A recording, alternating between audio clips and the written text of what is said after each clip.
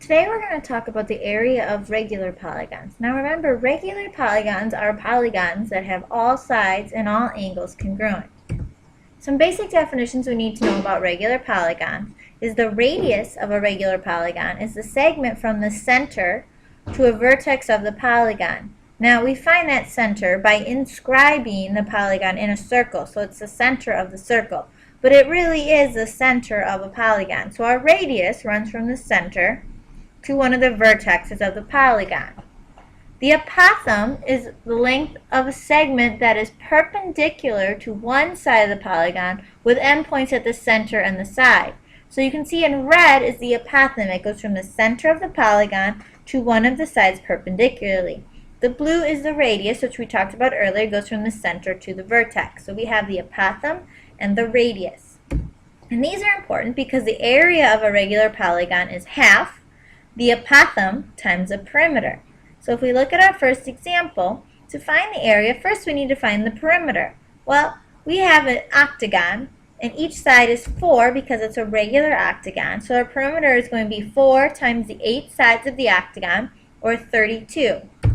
Now when we put that into our formula, area is half of the apothem, which is 3, times the perimeter, which is 32, which comes out to be 48. So we have 48 centimeters squared.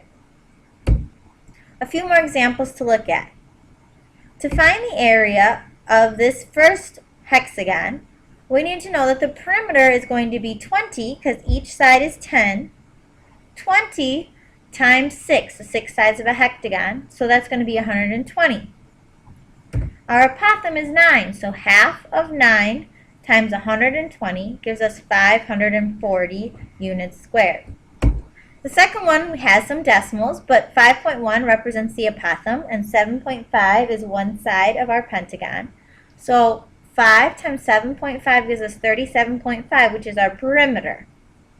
Our area then is half of the apothem, 5.1, times 37.5, 95.625 units squared. Your turn. Try these two examples, pause the video, and then come back when you're done. First one, to find the perimeter, we have a nonagon, so 12 times 9 is 108. And we plug that into our formula, half of 16.5 times 108 gives us 891. The second one is a little trickier because we have the radicals, but the perimeter is very easy. 3 sides of 8 is 24.